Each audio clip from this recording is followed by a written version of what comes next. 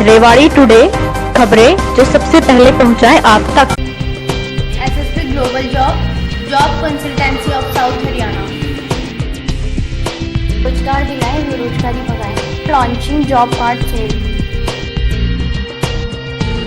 नमस्कार, मैं रजनी यादव रेवाड़ी टुडे में आप सबका स्वागत करती हूँ। रेवाड़ी नगर परिषद चुनाव की तारीख घोषित हो गई है। 27 दिसंबर को नगर परिषद चुनाव होने वाले हैं। ये उम्मीदवार और पूर्व जिला प्रमुख और 2 बार विधानसभा का चुनाव लड़ चुके सतीश यादव की पत्नी उपमा यादव भी चुनाव मैदान में है। आज एसएसपी टाइम्स के संपादक पवन कुमार ने सतीश यादव जी से मुलाकात की। आइए देखते क्या कहते हैं सतीश यादव जी। 27 दिसंबर को नगर परिषद के चुनाव होने हैं, तो जो मुख्य उम्मीदवार जी इस चुनाव में चेयरमैन पद के लिए खड़े हैं, उनमें एक आपकी पत्नी उपमा यादव भी हैं। तो इस बार पहली बार ऐसा हो रहा है कि चेयरमैन पद के लिए बड़ा संघर्षपूर्ण मुकाबला होने जा रहा है, जिसमें भाजपा का उम्मीदवार होगा, कांग्रेस का उम्मीदवार होगा और लगभग 3 से लेकर 4 तक निर्दलीय उम्मीदवार होंगे। तो इस चुनाव में ये चुनाव किसी भी मामले में एमएलए के चुनाव से कम नहीं है। तो आपकी तैयारियों के बारे में बताएंगे, क्या तैयारियां आपकी चल रही है? आज उसी सिलसिले में अपने घर पे आया हूँ, अपने परिवार के बीच में। भाई प्रमोद जी मेरे मित्र हैं, भाई हैं, साथी रहे हैं कॉलेज समय से, और एक सलाह मशवरा के लिए हमने कल एक मीटिंग बुलाई हुई है रेवाड़ी में, कौंडसिवास रोड पे सूरज गार्डन में। और चुनाव उपमा या मैं नहीं लड़ूंगा, चुनाव सब मिल के लड़ेंगे। अगर सबकी राय ये आई, यहाँ जो मेरे भाई बैठे हैं इन सब की राय ये आई कि हमें चुनाव में आगे बढ़ना चाहिए, तो चुनाव लड़ेंगे। चुनाव लड़ना कोई जरूरी भी नहीं है और कोई जिद भी नहीं है।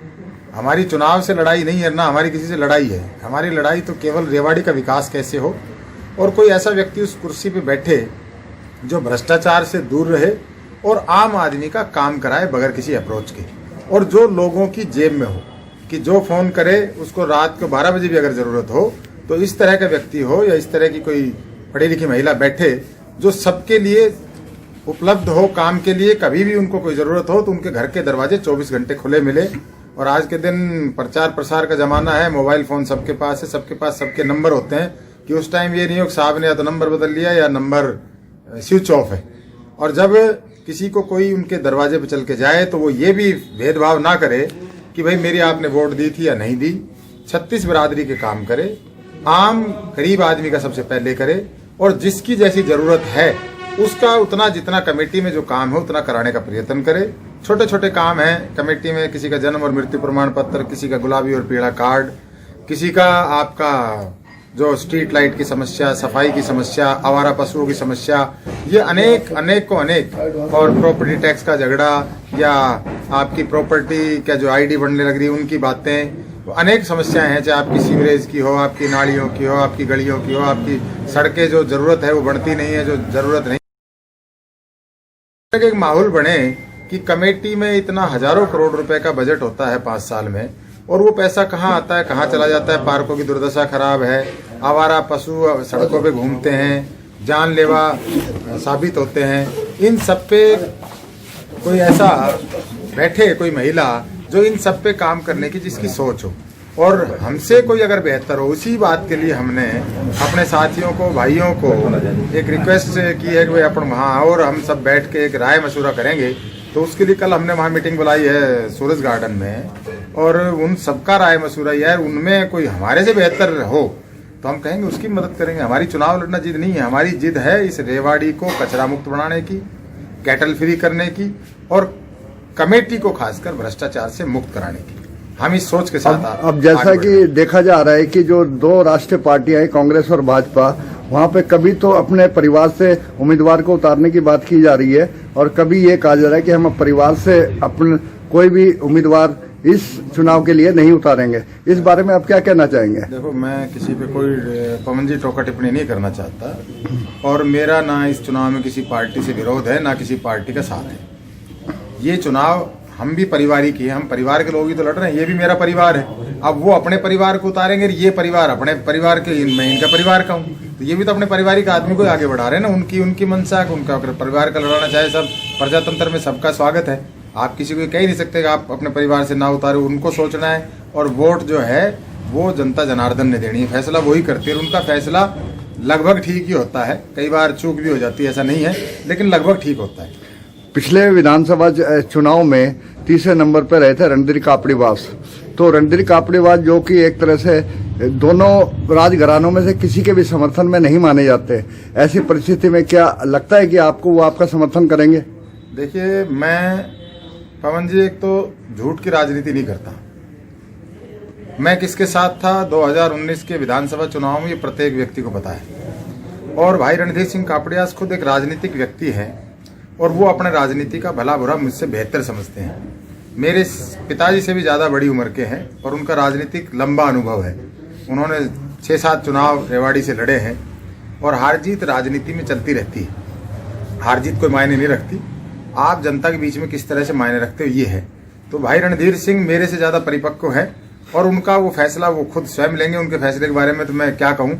मैं तो आज तो अपने परिवार के बीच में, अपने घर, अपने बिल्कुल ये समझिए कि मैं अपने ही घर में आया हूँ। तो आज तो मैं इनसे सलाह मशवरा करने के लिए, इनको ये बताने के लिए भाई कल हमारी मीटिंग है तो आप लोग आओ, उस बात के लिए आया। अब जैसा देखा जाता है कि जब भी 2 से ज्यादा पार्टी वाले उम्मीदवार खड़े होते हैं, जैसे कांग्रेस का हुआ, भाजपा का हुआ, इसके अलावा 2 निर्दलीय उम्मीदवार के रूप में आप भी काफी सही स्थिति में हैं और विजय राव हैं, वो भी पहले पूर्व प्रधान रहे हैं, पहले रहे हैं। तो जब मुकाबला 2 से ज्यादा का, आमने सामने से ज्यादा का होता है, उस परिस्थिति में कांग्रेस पार्टी का जो उम्मीदवार होता है वो निकल जाता है। जैसे पिछले विधानसभा चुनाव में आपने देखा कि चिरंजीव राव 2 दिग्गजों के बीच में से निकल के पार गए। तो इस बारे में, इस चक्रव्यूह को आप कैसे तोड़ेंगे? देखिए पवन जी, ये चुनाव पार्टी का नहीं है। ये चुनाव हमें पहली बार एक तो अवसर मिल रहा है डायरेक्ट वोट डालने का। आज से पहले हम पार्षद चुनते थे और पार्षद ही चेयरमैन बनाते थे। ये चुनाव भाईचारे का है। ये पार्टी सिंबल पे पार्टियां लड़ा रही है, वो तो उनकी मर्जी है। बाकी ये चुनाव सिंबल, जो पार्टी सिंबल है उससे भारी पड़ेगा भाईचारा। अब कौन जीतेगा कौन हारेगा ये तो डिसाइड होगा जिस दिन रिजल्ट आएगा। आज इसको हम नहीं कह सकते। और चौकोरिया मुकाबला होगा, 6 में होगा, 2 में होगा, 3 में होगा, ये भी समय बताएगा। हर आदमी को अपनी पब्लिक के बीच में जाके अपनी बात रखने का अधिकार है और अपना विजन, किसकी क्या सोच है, शहर को क्या देना चाहता है, वो सब आज के दिन यूथ खासकर। आप वो पुराना जमाना गया कि एक आदमी कहता था, कोई पर्चे हेलीकॉप्टर से गिर जाते थे, लोग वोट डाल देते थे। आज हर आदमी ये देखता है कि मैं जिसको वोट दे रहा हूँ वो मेरी सही जा रही है या गलत जा रही है। और रही बीजेपी की हार जीत की बात, हम उस बारे में तो वो देखेंगे कौन जीता है कौन हारे, ये पब्लिक डिसाइड करेगी। इसमें मैं आप अगर आज ना चर्चा करें तो मेरे ख्याल से बेहतर रहेगा। चलो, आप जनता से क्या संदेश देना चाहेंगे कि क्या उम्मीद रखना चाहेंगे, आपका विजन क्या है वो थोड़ा सा आप बताएंगे? जनता एक तो ये महसूस करेगी कि आज से पहले इस कमेटी में हर साल एक भ्रष्टाचार का जिन बाहर आता है और फिर वो बोतल में वापस बंद हो जाता है। इस कमेटी को भ्रष्टाचार मुक्त करेंगे। सबसे बड़ी बात तो भ्रष्टाचार की है। आम आदमी लेके जन्म मृत्यु प्रमाण पत्र तक भी पैसे देने पड़ते हैं। आपकी छोटी छोटी कामों के लिए आपको अप्रोच लगानी पड़ती है। मेरा एक निजी जीवन में मानना रहा है, जब भी नेताओं के घर पे भीड़ है इसका मतलब ये प्रशासन निरंकुश है, वो काम नहीं कर रहा। और जब उन नेताओं के घर पे भीड़ नहीं है इसका मतलब प्रशासन अच्छा काम कर रहा है।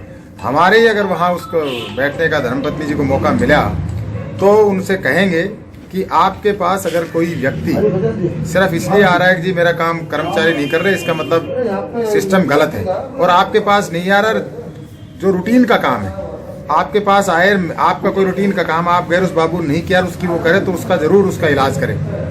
ये गलत चीजें हैं और ये बर्दाश्त नहीं की जाएगी। और जो होने का काम है वो बगैर किसी अप्रोच के, बगैर किसी चेयरमैन के, बगैर किसी एमएलए के, बगैर किसी सांसद के फोन के होना चाहिए। जो नहीं होने का है वो चाहे कोई भी कहे नहीं होना चाहिए। तो इस चीज में सबसे बड़ा सुधार करेंगे। कैटल जो आपके ये आवारा पशु है इन पे रोकथाम करेंगे, इन पे लगाम लगाएंगे। शहर की जो सीवरेज व्यवस्था है, सफाई व्यवस्था है, स्ट्रीट लाइट है, गुलाबी और पीले राशन कार्ड है, या आम और गरीब आदमी का काम निःशुल्क कराएंगे। जन्म और मृत्यु प्रमाण पत्र को कोशिश करेंगे ऑनलाइन होकर उनके घर तक पहुंचे, उसके लिए बार बार लोगों को कमेटी में चक्कर ना लगाने पड़े। प्रॉपर्टी टैक्स, और जो लोगों की कई बार किसी का 200 गज का प्लाट है उसका 600 गज का प्रॉपर्टी टैक्स भेज रखा है। प्रॉपर्टी आईडिया नहीं बन रही, किसी की 400 गज का प्लाट है उसकी 300 गज की प्रॉपर्टी आईडी बना दी, किसी का 400 उसकी 600 बना दी। ये जो खामियां हैं इन सब पे बैठ के काम करेंगे और आपको लगेगा कि रेवाड़ी शहर चल रहा है, दौड़ रहा है। पार्कों की दुर्दशा ठीक हो रही है, रेवाड़ी की सड़कों की दुर्दशा ठीक हो रही है। जहां काम होने चाहिए, आपके अनेक स्लम बस्तियां हैं रेवाड़ी में चारों तरफ, जिनको आप बाहरी कॉलोनियां बोलते हो, इनमें आज भी बहुत से काम की जरूरत है, तो इन सब पे काम करेंगे। धन्यवाद।